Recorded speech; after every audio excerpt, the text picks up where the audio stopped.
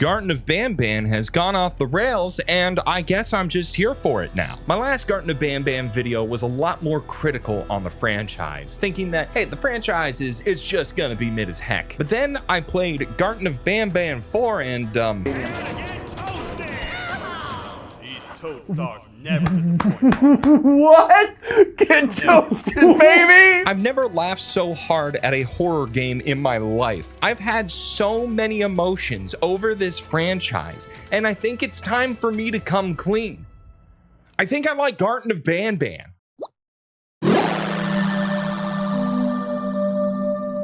Yes, hi, hello, it is Dan Cybert, and I've had a problem. A problem that has been plaguing me for the last couple of months, though it has felt more like a couple of decades. I don't know what to think about Garten of Banban. Is it absolute trash, a well-crafted parody, or is it a fever dream of a sleeping eldritch god? I don't think I'm alone either. More and more I've seen people go from this is absolutely the worst thing ever created to being much more okay with it than I expected. When it comes to these kind of horror games, I'm quick to have a strong opinion because I know at some point in time it's going to control every aspect of my content. It's not a great feeling, I'm dealing with it. But before we can search our souls, we need to make sure that you're safe when you're searching the web. With today's sponsor, Atlas VPN, I got you, it's too late. Let's chat. I'm sure you've seen a lot of VPNs, and sometimes it's hard to choose which one to go with. And honestly, it's an important decision to make. That's why I'm here to present Atlas VPN. Atlas VPN. Not only does Atlas VPN help secure your connection, but it also goes one step further, blocking those malicious ads and malware. You know, those pests that get onto your system and slowly feed out your information. Then you have to spend hours screaming at the computer screen to figure out how to remove it. Well, Atlas VPN prevents all of that screaming. Boy, my voice has never been so healthy. But not only that, Atlas VPN also stays on top of any potential leaks of your information. If anyone's trying to get their hands on your information, Atlas VPN will alert you so you can take preventative actions. That way you don't end up screaming at your computer screen again at 4 a.m. Also, if you have multiple devices you want to protect, don't worry. With one license of Atlas VPN, you can protect an unlimited number of devices. That means you can protect your computer, laptop, phone, and more from any hackers. Right now, Atlas VPN is offering Cybernauts a sweet summer deal. You can get a 3-year subscription for only $1.83 a month, plus an additional 3 months on top. That's 3 years for an insanely low price and a nice 3 extra months on top. Simply click the link in the description to get started. Sign up today,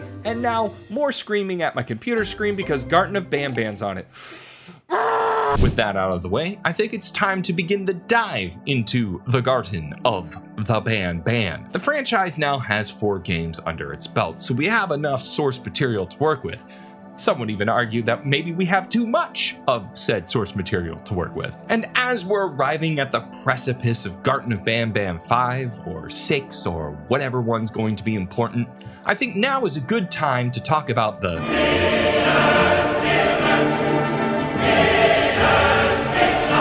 Loading up Garten of Banban 1 is a forgettable experience at best. The game does nothing to challenge the player, and the scares are nothing. They're totally nothing. Broken. Sorry, they're totally broken. I won't go into too much detail here since I've covered the first game in detail in my previous video. The entire game could be finished in under 15 minutes and ultimately feels more like a proof of concept. Then someone accidentally fell down, uploaded it to Steam, managed to get it through Valve's QC, and then hit publish. It's basically every video we make. In an absolute sea of indie horror games, it quickly falls into the giant pool of mediocrity. Watch all the games Markiplier has played in his 3 Scary Games series, and you can place it right there in the middle. This truly was the quickest stage of the 5 stages, just a strong moment of going that there is no way that this will ever gain any traction. Oh, it's pulling numbers. Oh no. Content creators. Kids. What do these two have in common? Well, they both made Garten of Banban popular. Whether it was the bright colors or the simplicity of the game, viewers were clamoring to get more Garten of Banban goodness, and us content creators were more than willing to oblige. We have an algorithm to please. Everything was looking up for the Euphoric brothers and Banban until the immediate backlash that drove them off of Twitter. The thing is, we've already talked about this, and I don't want to talk about this again. Don't disappoint Uwu Jerica. She'll still end you.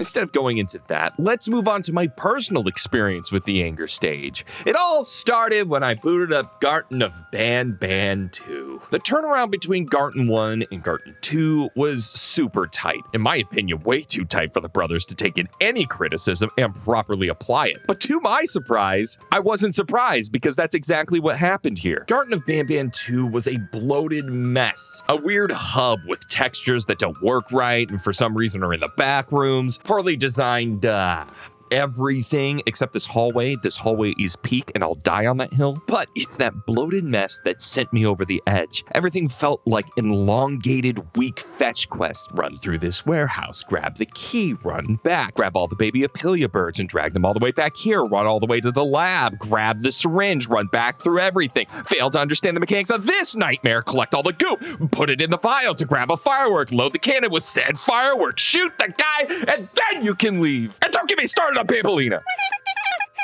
I guess we're getting started on it. Halfway through, you get stuck in a classroom segment, and it is boring. Not only are the quiz answers not totally clear, how would I know that the coolest kid had the right answer to the hottest thing without knowing what was going to be said when I clicked his tape player thing? But not only that, more fetch quests at recess, my favorite thing to do. It's a dumb section, boring section even, that is immediately followed up by the baby Apilia bird rodeo, which was enough for me to just turn the game off. No.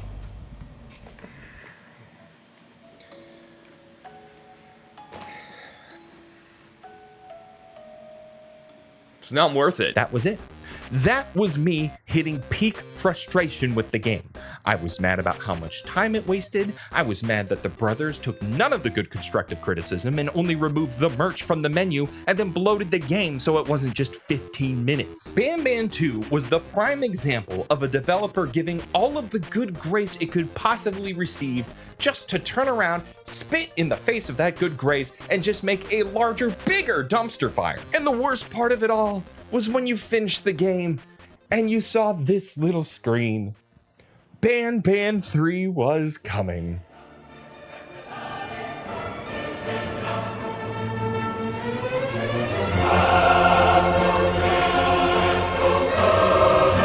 After Banban 2, I would have done anything to let the series go, to let it flee into the ether and never return. Garten of Banban helped me find my faith that everything was terrible and I'd do anything to watch it go away. I was definitely unnecessarily harsh on Garten of Banban, though debatable on unnecessarily, but this franchise was becoming my new FNAF, a franchise that plagued my every waking moment.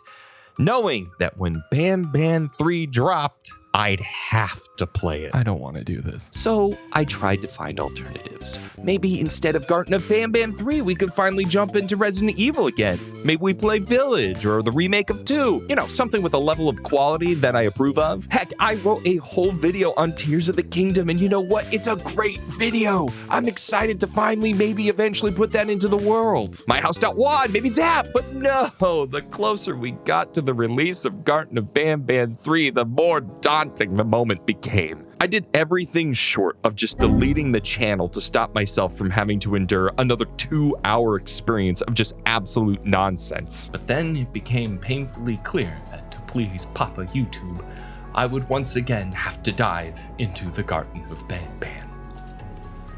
And man, what a mixed bag it was. Banban 3 still had that feeling of emptiness and padding. The new hub was literally a black void with an annoyingly long platform ride. Sure, you mostly did things in order, but my god, so much time wasted getting to where you need to go. But there was yet a new experience, something a bit unexpected when I booted up the game. It was beginning to become unhinged, and I think I liked it. Stinger Flynn, let me tell you, that right there is a character. An incredibly intelligent jellyfish with the calmness of a yoga instructor and the tortured mind of, well, I guess me. Yes, Stinger Flynn is me if I would just open up my meditation app for more than 2 seconds before the weight of content creation crushes my soul. Stinger Flynn would introduce these hallucinations that, quite frankly, don't make a whole lot of sense. Sure, we get some level of character development. Jerica, can we scale up the quotation marks and scale down the development?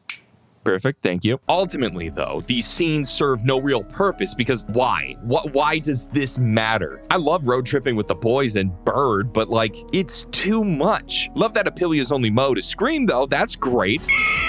That's pretty awesome, but like overall, it is a pointless moment. Things felt like they're falling apart at the seams. There's just this one point where you play as Stinger Flynn and redo a puzzle from Garten of Banban 2. The exact puzzle, except this time you zap it, which arguably is a bit more neat. Also in Banban 3, Banban goes full Devil Trigger on this one. Just out of nowhere, he transforms into super evil Banban, or just super Banban. I don't know anymore. And this boss, this guy right here, who is he? Why is he here? Why does he look like something my niece would make out of Play-Doh? Spiraling. I'm spiraling. 1 second.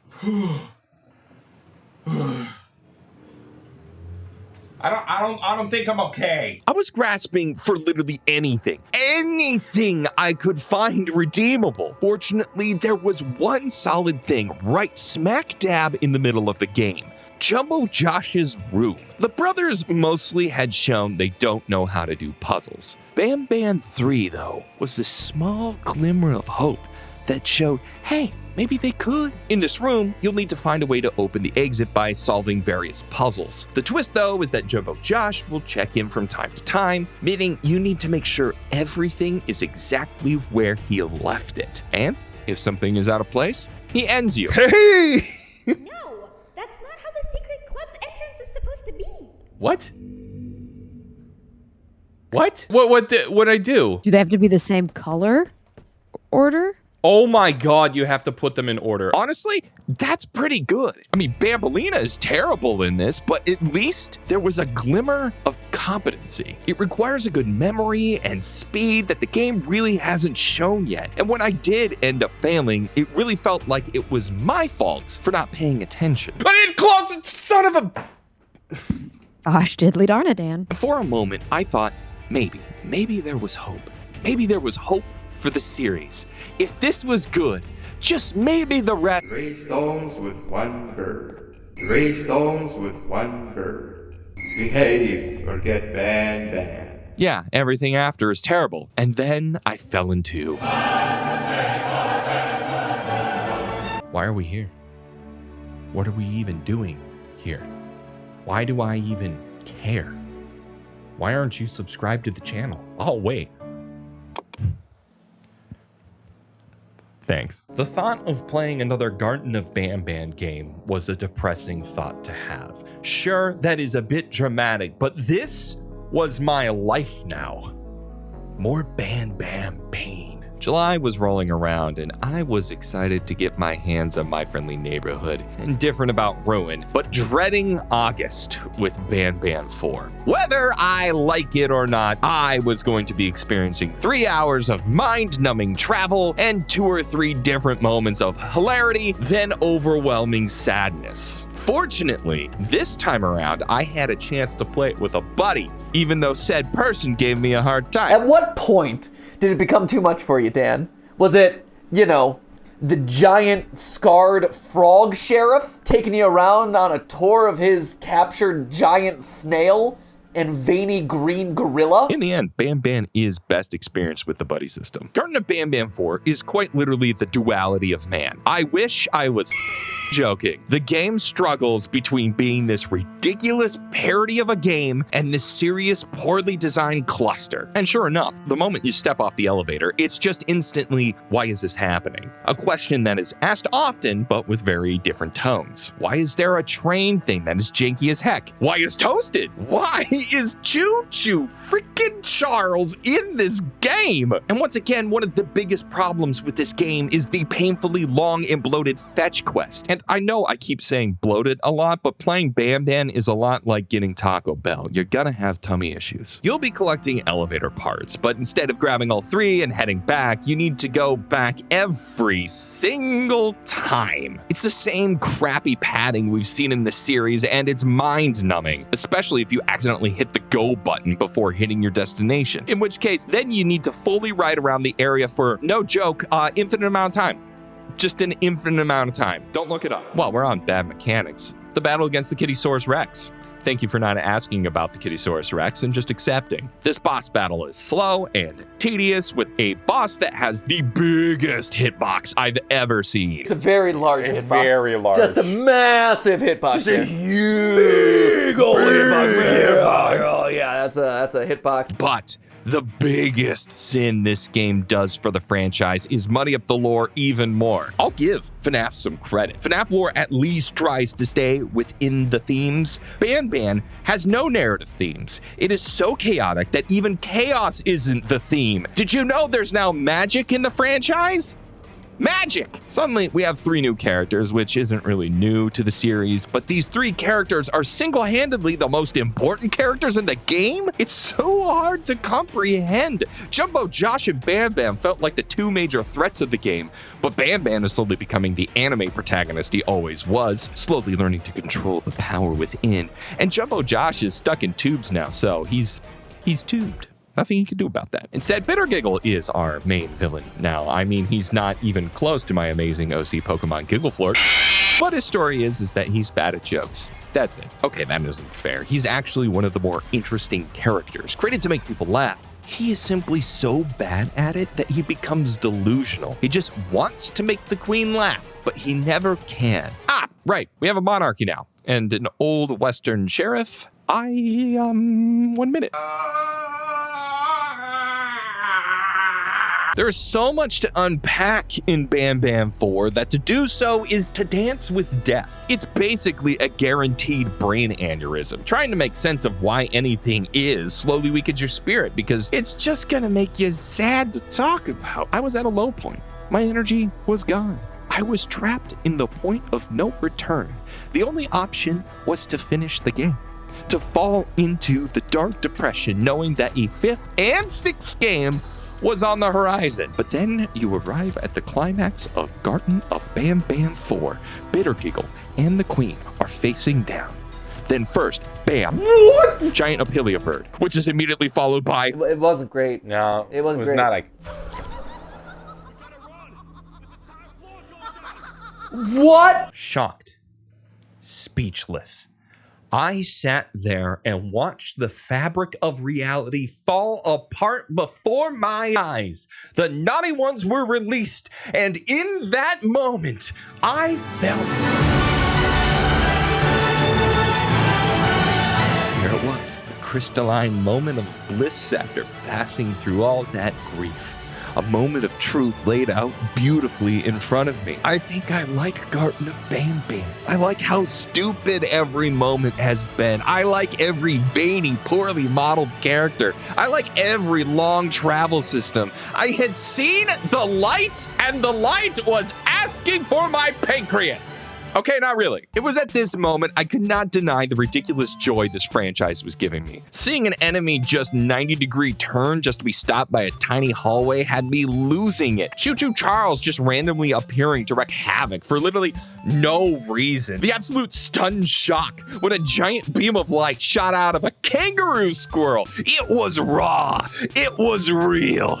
It was Banban. This game is fundamentally bad from its terrible story to its poor game mechanics, and yet I was experiencing a joy from this game I didn't expect. There's a common theory about bad movies out there. You might know it as the movie enjoyment curve. It all starts with a curve, where at the end, you have beautifully done movies. And right down here is the mediocre valley filled with just meh movies. And back here, you have the bad movies that are still absolutely fantastic to watch. Trolls 2, Food Fight, 2019's Cats, and of course, The Room. In gaming, we don't have a strong best bad game. Sure, you have things like Zelda CDI games and Hunt Down the Freeman, but those games ultimately turn you off once you're playing the game. But not Banban. Garten of Banban is the room of gaming. A game so bad, but so enjoyable to play that you just